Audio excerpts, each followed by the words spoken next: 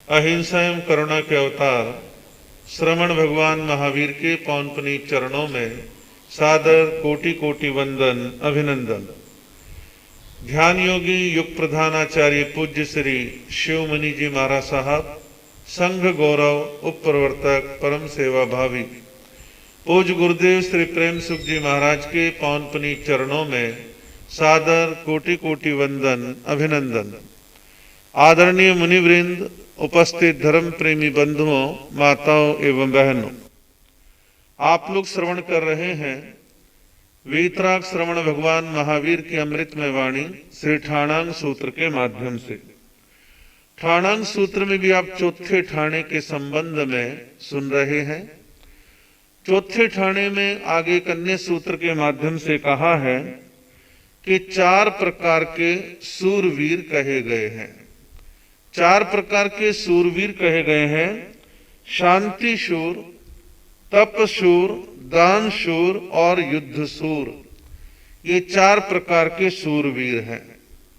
सूरवीर कहते हैं जो पराक्रमी है, बलशाली है, अपने अपने क्षेत्र में पराक्रम करने वाला है, शक्तिशाली है, उसे सूरवीर कहते हैं। यहां पर सबसे पहले कहा है शांति सूर। शांति सूर किसको कहा है? जो शांति स्थापित करने में, क्षमा देने में महान है, उनको शांति सूर कहा है। और ऐसे शांति सूर, क्षमा देने वाले कौन है?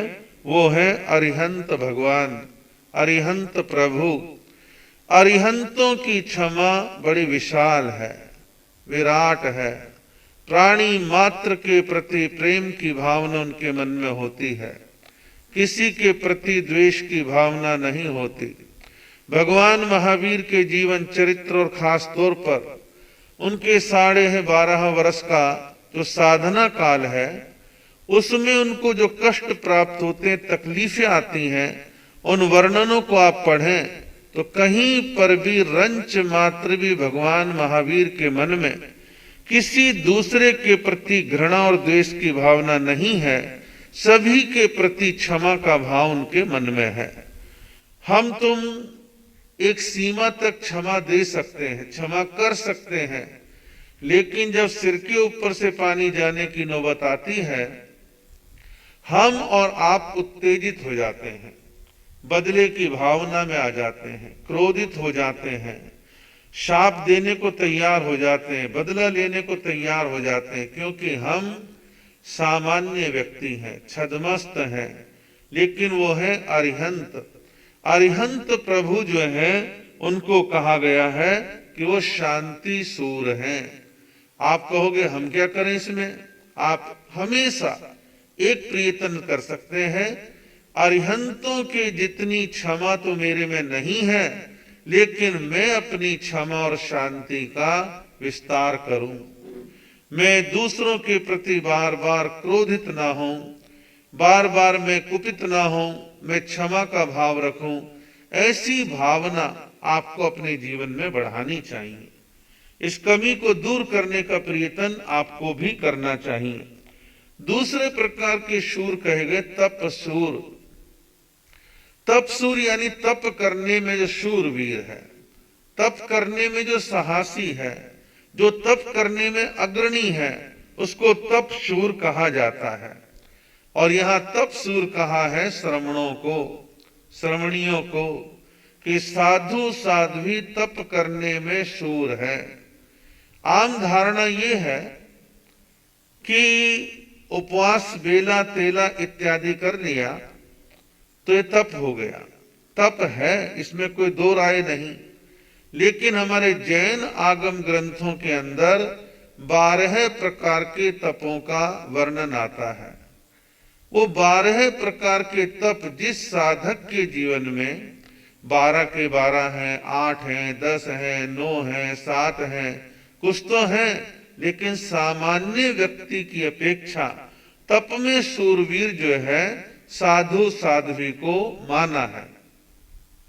आप कहोगे कि ऐसे ऐसे लोग हैं गृहस्थ के अंदर जो मास खमण, 1.5 मास खमण, 2 मास खमण, 2.5 मास खमण कर देते हैं और बड़ी तपस्या कर लेते हैं, तो वो भी तो तपसूर हुए। माना कि उन्होंने अनशन तप किया, उन्होंने उपवास करे, लेकिन जो 12 प्रकार के तप हैं उनकी आराधना उनके जीवन में नहीं हो पाती। तो साधु साध्वी अपने जीवन में 12 प्रकार के तपों की आराधना कम ज्यादा मात्रा में करता, इसलिए साधु साध्वियों के लिए कहा कि तप सूर कौन है? श्रमण, श्रमणिया, साधु साध्वियां, इनको तप शूर कहा है। तीसरे प्रकार के शूर बतलाए हैं दान शूर, कि दान देने में जो शूरवीर है, दान देने में अग्रणी है। दान देना आसान काम नहीं है। पैसा दुनिया के पास हो सकता है, लेकिन वक्त पे पैसा निकालना, देना, छोड़ना ये आसान काम नहीं है। तो दान शूर किसको माना? यह माना वैश्रवण देव को, कि वैश्रवण देव जो है दान शूर है। वैश्रवण देव के पास अपार धन होता है, वह दूसरों को देता है। और वैश्रवण देवों के बारे में ऐसा कहा जाता है कि हमारे अरिहंत तीर्थंकर जब दीक्षा लेते हैं उससे पहले वर्षी दान देते हैं। तो वर्षी दान के लिए दान, हालांकि वो राजकुल के होते हैं, धन की कोई कमी उनके पास नहीं होते, फिर भी वैश्रवण देव जो है अज्ञात स्थानों पर, गुप्त स्थानों पर जो धन जमीन में गड़ा होता है उसको खोज खोज करके लाते हैं और उनकी ढेरी अरिहंत के यहाँ लगा देते हैं। और अरिहंत भगवान दीक्षा लेने से पहले वो वर्षी दान देते, खुले हाथों दान देते हैं। तो इस प्रकार वैश्रवण देव को जो है दान शूर कहा गया है। अब वर्तमान में वैश्रवण देव आपके पास आए या ना आए, लेकिन वर्तमान पृथ्वी पर भी दान शूर बहुत हैं। ठीक है, वैश्रवण देव और सामान्य व्यक्ति की तुलना नहीं की जा सकती, फिर भी दुनिया में बहुत सारे लोग ऐसे हैं जो दान देते हैं, चैरिटी करते हैं, भलाई के काम में पैसा लगाते हैं, अपनी संपत्ति का बहुत बड़ा हिस्सा दान में खर्च करने में लगा देते हैं। बिल गेट्स वगैरह आदि आदि बहुत सारे विदेशी लोग भी हुए हैं। हमारे देश में भी यदा कदा बहुत सारे दानशूर सामने आते हैं और दान देते हैं। बाहर के देशों के अंदर पिछले अनेक वर्षों से एक ट्रेंड देखने में आ रहा है कि बहुत बड़े जो अरबपति लोग होते हैं अपने व्यापार, बिजनेस, काम धंधे आदि का सब हिसाब किताब करके जब देखते हैं कि हमारे पास इतना पैसा एक्स्ट्रा है, तो अपनी टोटल संपत्ति का 20%, 25%, 30% किसी बड़े प्रोजेक्ट में, अच्छे काम में, चैरिटी में, भलाई में, शिक्षा में, स्वास्थ्य में, ग्रामीण विकास में और रिसर्च के अंदर वो अपना पैसा लगाने के लिए तैयार हो जाते हैं। हमारे देश के उद्योगपतियों में ऐसा कम है लेकिन कम है। टाटा ग्रुप के अंदर है, कुछ ना कुछ अच्छे काम करते हैं। पुराने कुछ उद्योगपति ऐसे हुए जो इस प्रकार के चैरिटी के, भलाई के कामों में लगे रहते थे, लेकिन फिर भी बहुत सारे ऐसे हैं जो कुछ नहीं करते हैं तो पैसे को मल्टीप्लाई करने के लिए स्कूल कॉलेज खोल लिए तो उससे फिर कमाई कर रहे हैं। तो ऐसा उचित नहीं है। चैरिटी, भलाई के लिए दान देना चाहिए। गवर्नमेंट ने उद्योगपतियों के ऊपर एक टैक्स टाइप ही समझ लो कि आप अपने टोटल कमाई का इतना % सामाजिक सेवा के क्षेत्र में खर्च करेंगे और बाकायदा उस खर्च को आपने कहाँ किया है उसकी बाकायदा ऑडिट होती है, उसकी सारी रिपोर्ट जाती है कि ये नहीं हाँ हमने खर्च कर दिया, दान कर दिया, ऐसा वैसा नहीं। तो वो लोग जो हैं अपनी कमाई का कुछ % जो है सोशल कामों के लिए, सामाजिक कामों के लिए, अच्छे कामों के लिए खर्च करते हैं।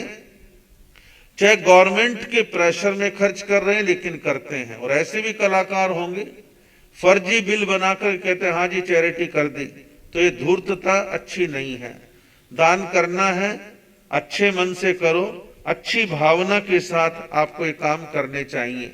बहुत सारी NGO संस्थाएं हैं जिनके पास प्रोजेक्ट हैं, अच्छे काम है, अच्छी प्लानिंग है, तो ऐसे बिजनेसमैन उद्योगपति घरानों से संपर्क करते हैं और कहते हैं देखो ये प्रोजेक्ट रिपोर्ट है, आपका मन ठुकता है तो आप इसमें पैसा लगाइए, और हम इस प्रकार के काम कर रहे हैं। पेड़ पौधे लगाना, नदियों के शुद्धिकरण का काम करना, गांव में गरीबों के लिए मकान बना करके देखना, जहां सूखा प्रभावित क्षेत्र है वह पानी की व्यवस्था करना।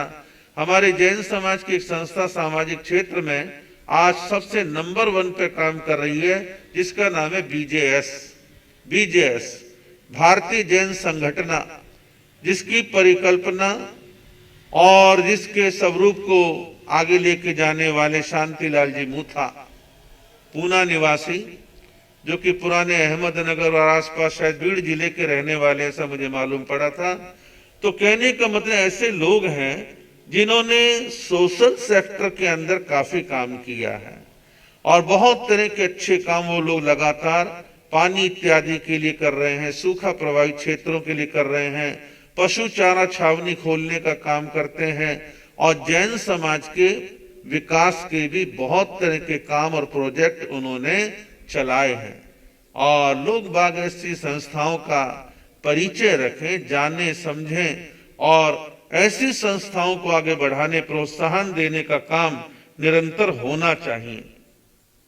तो यहां प्रसंग चल रहा है दानशूर का, कि दान देना।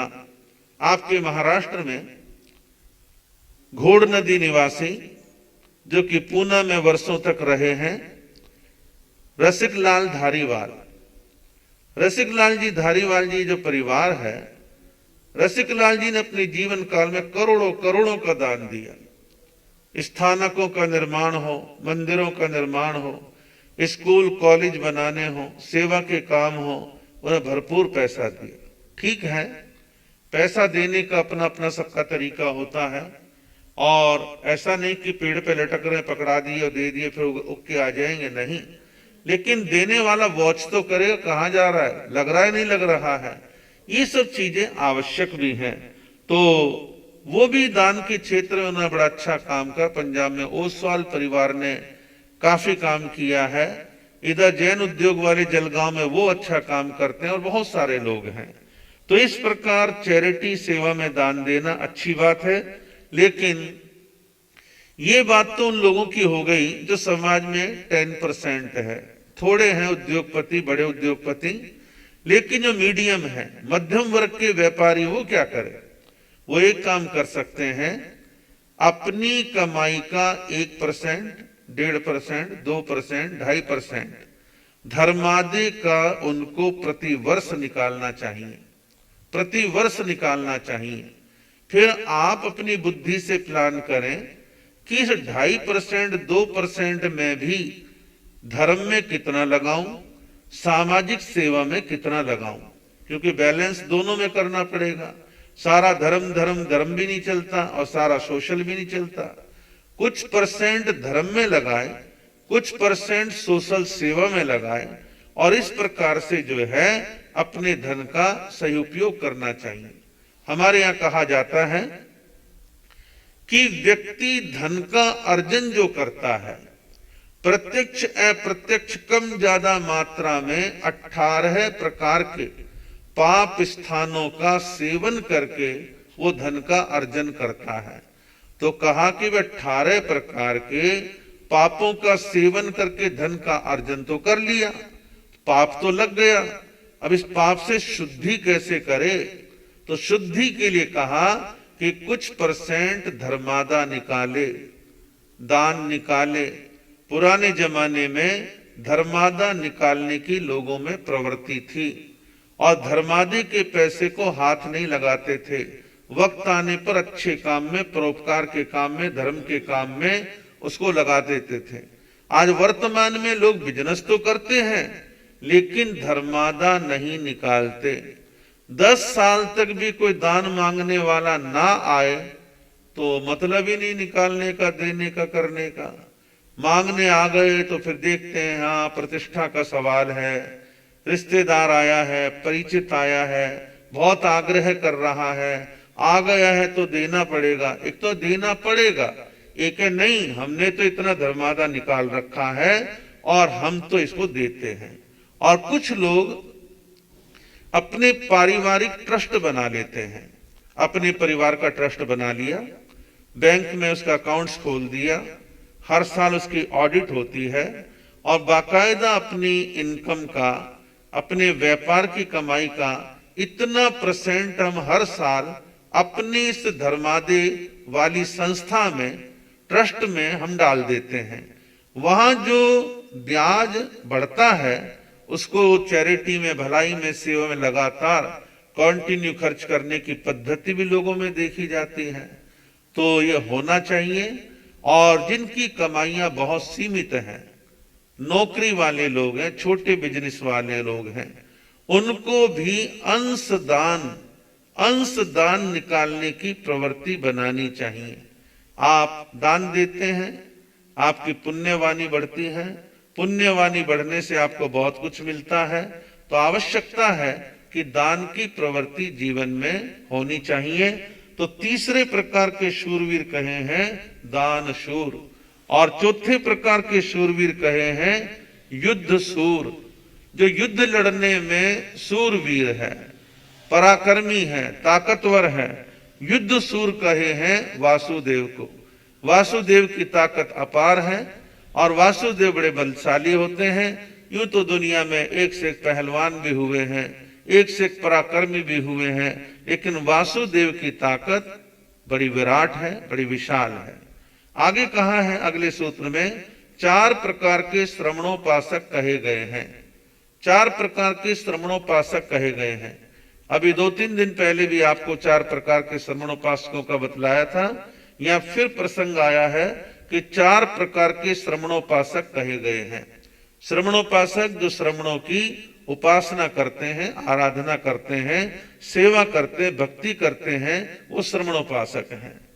4 प्रकार के श्रमणोपासकों की उपमा दी है कि किस किस प्रकार के 4 प्रकार के श्रमणोपासक होते हैं।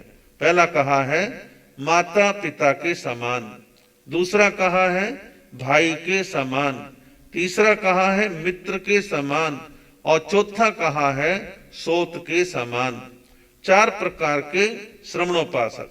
सबसे पहले श्रमणोपासक कहे हैं माता पिता के समान। आप देखेंगे हमारे श्रावक समाज में श्रमणोपासक जो होते हैं, श्रमणोपासक, श्रमणोपासिकाएं, श्राविकाएं, इनमें पहली जो बात कही गई है वो कही गई है माता पिता के समान। माता पिता के समान का अभिप्राय यहां पर यह है जिन श्रावक श्राविकाओं में साधु साध्वियों के प्रति माता पिता जैसा दृष्टिकोण, स्नेह भाव, वात्सल्य भाव, प्रगाढ़ स्नेह साधु साध्वी के प्रति है, वो श्रावक श्राविका, वो श्रमणोपासक श्रवणोपासिका माता पिता के समान कहलाते हैं। अब माता पिता के समान का मतलब क्या? धर्म के माता पिता हम बनाते फिरते रहे, या वो लोग कहें हमारा हमने आपको अपना बेटा मान लिया। ये बेटा पोता मानना सब बेकार की बातें हैं। जब घर बार छोड़ करके आ गए तो सब धर्म के माता पिता वगैरह वगैरह वगैरह सब औपचारिकताएं हैं, इनमें कोई खास बात नहीं है। हाँ, कोई बन रहा है या बना रहा है तो कहीं ना कहीं एक मोह, एक राग काम कर रहा है, या कुछ लोगों को आकर्षित करने के तरीके हो सकते हैं, लेकिन ये उचित नहीं है। माता पिता के समान श्रमणोपासक श्रमणोपासिका वो हैं कि साधु साध्वी पधारे हैं, विहार करके आए हैं, उनके आहार का, पानी का, रुकने का, समय समय वस्त्र कपड़े इत्यादि का, पात्रे ओघा और आदि वहराने का, दवाई का, इलाज का इंतजाम देखना, सर्दी गर्मी आदि की अनुकूलता देखना। जैसे माँ बाप अपनी संतान के प्रति स्नेह भाव रखता है, वात्सल्य भाव रखता है, उनके सुख दुख का ध्यान रखता है, ऐसी जो श्रावक श्राविकाएं सभी साधु साध्वियों के प्रति ऐसे कर्तव्य भावना से, प्रेम भाव से, वात्सल्य भाव से ध्यान रखते हैं, तो वो जो है माता पिता के समान कहलाते हैं। राजधानी दिल्ली में एक क्षेत्र में हमारा चातुर्मास था, और उस चातुर्मास की बात को भी लगभग 30-32 साल हो गए हैं। तो हमारा चातुर्मास चल रहा था, मैं गोचरी के लिए एक घर में गया। अच्छा संपन्न परिवार था, 3-4 घर में बहुएं थी, वो स्वयं पति पत्नी थे, कुछ पोते पोतियां थे, भरा पूरा परिवार था। मकान भी ऊंचा था। मैं 3 मंजिल ऊपर चढ़ के गया तो मैंने कहा कि गोचरी तैयार है। तो बहुएं इधर देखें उधर देखें और नहीं है, मतलब आहार तैयार नहीं था। तो ठीक है, उनके ससुर जी पास में खड़े थे। ससुर जी को बड़ा बुरा लगा कि 12 बजने को आ रहे हैं, घर में गोचरी तैयार नहीं है, 4 बहुएं हैं, बड़ा परिवार है, कमाल है गोचरी नहीं है। 3 मंजिल साधु चढ़ के आया है, स्थानक से 1 किलोमीटर आया है, गोचरी नहीं है। तो बड़े तड़फ के साथ उन बुजुर्ग श्रावक ने अपनी बहुओं को मीठा सा उपालंब दिया। कमाल है, तुम करती क्या हो? महाराज घर पर आते मेरे घर से खाली जाएं, ये मेरे लिए बड़े शर्म की बात है। और उन्होंने कहा कि संतों के कोई माँ बाप घर स्थानक में बैठे हुए नहीं जो पका के दे देंगे, ये हमें ही देखना है, ये हमें ही विचार करना है। हम ख्याल नहीं रखेंगे तो कैसे काम चलेगा? तो ये ऐसा जो चिंतन है, ये है माता पिता के समान जो श्रवणोपासक श्रवणोपासिका होते हैं, उनके मन में ऐसा ख्याल रहता है। लोग चातुर्मास काल में तो पता है भी साधुओं को वस्त्र नहीं पहनाना। चातुर्मास बैठने से 1 महीना पहले बहुत से भावुक परिवार साधु साधु विनती करते, महाराज चातुर्मास में तो आपको नया कपड़ा लेना नहीं, और विनती है कपड़ा है जो आपके लायक हो, आपके काम आ सकता हो, आप कपड़ा ग्रहण करें। तो ये सब उनके कर्तव्य हैं। तो माता पिता के समान जो श्रावक श्राविका है, उनको पहले प्रकार का श्रवणोपासक कहा है, माता पिता के समान। दूसरे प्रकार के श्रवणोपासक के लिए कहा है भाई के समान। जैसे एक भाई दूसरे भाई के प्रति, बड़ा भाई छोटे भाई के प्रति वात्सल्य की भावना रखता है, और समय आता है तो नाराजगी भी जाहिर करता है। भाई भाइयों में कई बार मीठा विवाद भी होता है। बड़ा भाई छोटे को निरंतर वॉच करता है कि गलत रास्ते तो नहीं जा रहा है, और छोटा भाई देर से आता है, गलत दोस्तों में बैठता है, झूठे बहाने करता है, स्कूल नहीं पहुंचता है, और भी कुछ कमियां उसके जीवन में आ रही, तो बड़ा भाई जहां छोटे को प्यार देता है तो वक्त आने पर डांटता फटकारता भी है। ऐसे कुछ श्रावक श्राविका ऐसे होते हैं जिनका व्यवहार भाई जैसा होता है। भाई जैसे का मतलब यह साधु साध्वी सीधे रास्ते चल रहे हैं, अपनी मर्यादा में चल रहे हैं, तो पूरा स्नेह भाव रखते हैं, पूरा आदर भाव रखते हैं।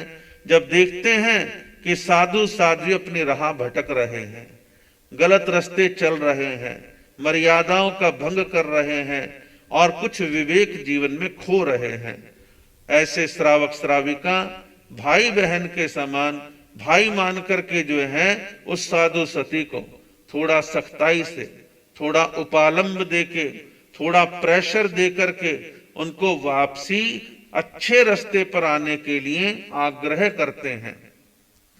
उनकी भावना कोई रोप झाड़ना नहीं है, उनकी भावना केवल ये है हमारे ये साधु साध्वी हैं, हम इनके कुछ संबंध रखते हैं, हमारा कर्तव्य है, यदि थोड़ा बहुत रास्ता भटकते हैं तो हम इनको दोबारा से अच्छे रास्ते पर प्रेशर देके कुछ बात कह करके प्रेम से प्यार से इनको वापसी ले आए।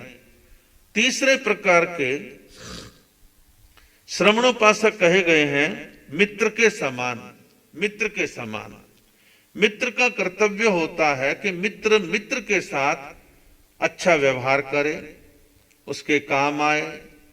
सुख में तो सब आगे रहते रहते, दुख में भी आगे रहे, और गलत रास्ते पर जाए तो उसको रोक टोक करे। कि ये थोड़ी ना कि एक दोस्त कह रहा कि आप भाई दारू पिएंगे, दूसरा हाँ हम भी पिएंगे, मिलके पिएंगे, ऐसा नहीं। एक मित्र कहे आओ जुआ खेलेंगे, सारे कहे हाँ जुआ खेलेंगे, ये तो गलत संगति गलत वातावरण की बात है। लेकिन वास्तविकता मित्र की यह है कि मित्र असली वही है संकट में आगे रहे, मुसीबत में आगे रहे, और जब अच्छा वक्त चल रहा है चाहे साथ रहो ना रहो, लेकिन संकट में साथ रहो। और गलत रास्ते पर कोई मित्र जा रहा है उसे रोकने टोकने समझाने का काम करो। जो साधु साध्वियों के प्रति मित्रता जैसा व्यवहार करते हैं उन सबका कर्तव्य है। साधु साध्वी खूब धर्म की प्रभावना कर रहे हैं, खूब ज्ञान ध्यान अध्ययन प्राप्त करते हैं, खूब शासन की प्रभावना कर रहे हैं, तो दूर से देखें, मन में प्रसन्न हो। लेकिन साधु साध्वी यदि अपना रास्ता भटक रहे हैं, भूल रहे हैं, अभिमान आ रहा है, किसी ने गलत भटका दिया है, तो उस मित्रतापूर्ण व्यवहार, मित्रतापूर्ण श्रमणोपासक का कर्तव्य है कि उनको संभाले और उनका साथ दे। कभी कभी कर्म योग से जीवन में कुछ गिरावट आ भी जाती है, तो उदार भाव के साथ उनको वापसी ठिकाने लाए। आलोचना, दंड, प्रायश्चित लेकर शुद्धिकरण हो सकती है, लेकिन बिल्कुल पतन हो जाए उससे अच्छा है कुछ नुकसान हुआ लेकिन संभल गए तो बहुत अच्छे चले, खूब अच्छी तरक्की करी। तो मित्र का काम है, जो मैत्रीपूर्ण व्यवहार रखने वाले हैं, तो उनके लिए कहा है कुछ श्रमणोपासक होते हैं मित्र के समान, और चौथे प्रकार के कहे हैं सोत के समान। सोत जहां है, सोतिया डहा जहां है, वहां ईर्ष्या की प्रधानता होती है। ईर्ष्या, डहा, जलन, तुच्छ भावना, संकीर्ण मनोवृत्ति वहां पर काम करती है। किसी पुरुष की दो पत्नियां किसी कारणवशात हो जाए, पुराने जमाने में तो 2-2, 4-4, 5-5 होती थी, आजकल ऐसा नहीं है, गुपचुप कोई कर ले तो बात अलग है, वो भी प्रकट हो जाते हैं। तो ऐसे में ईर्ष्या हो जाती है 2 महिलाओं में, 3 महिलाओं में। राजाओं की अनेक रानियां होती थी, वहां भी ऐसा ही कुछ होता था। सोतिया डहा दुनिया में प्रसिद्ध है, जहां ईर्ष्या जलन की भावना ज्यादा रहती है। तो ऐसे ही कई बार कुछ ऐसे श्रमणोपासक, श्रमणोपासिकाएं होते हैं जिनमें ईर्ष्या की प्रधानता होती है। महाराज के नजदीक फला व्यक्ति हो गया, हम तो पीछे हो गए, तो महाराज को डंक मार दो, थोड़ा सा बदनाम कर दो, थोड़ी सी आलोचना कर दो, थोड़ी सी निंदा कर दो। महाराज ने उसका नाम ले दिया, मेरा नहीं लिया, तो महाराज के खिलाफ हो जाओ। तो ये जो ईर्ष्या है, सोतिया भावना है, डहा की भावना है, ये अच्छी नहीं है। थोड़ा सा उदार दृष्टिकोण होना चाहिए। किसी साधु साध्वी ने थोड़ा सा उजला कपड़ा पहन लिया, थोड़ा ढंग से खा लिया, थोड़ा ढंग से रह लिए, अपने मिजाज में रहते हैं, कम बोलते हैं, अपने काम से काम रखते हैं, तो कईयों के मन में एक अजीब प्रकार की ईर्ष्या सी हो जाती है। और भद्दी टिप्पणियां करना, हल्के बोल बोलना, टारगेट करना, ऐसा भी कई बार देखा जाता है। बहुत सारे प्रकट में नहीं कर पाते तो अप्रकट रूप से करते हैं। एक समय था कि किसी को टारगेट करना है तो झूठे सच्चे फर्रे निकालते थे। लेटर निकाला, 20-30 संघों में पोस्ट कर दिया, बाकी तो आगे वाले अपने आप कर देते हैं, काम वायरल कर देते हैं, फोटोकॉपी करके डाल देते हैं। और आजकल वो सब फर्रेबाजी बंद हो गई तो व्हाट्सएप पे अपने हाथ आजमा लेते हैं। तो इस प्रकार ये सब ईर्ष्या की वजह से होता है। तो ऐसा सोतिया डहा किसी को भी नहीं रखना चाहिए। जो श्रमणोपासक श्रमणोपासिका ऐसा सोतिया डहा रखते हैं, इसको हम उचित नहीं कह सकते हैं। तो इस प्रकार इसका चारों प्रकार की जो बातें बतलाई हैं, इनमें सबसे उत्तम श्रेणी है माता पिता के समान, और मध्यम श्रेणी है भाई के समान। मित्र के समान भी अच्छा ही है, लेकिन सोत के समान नहीं होना चाहिए। आप किस श्रेणी में आते हैं, ये चिंतन का विषय आपका है, ये फैसला स्वयं से करना है।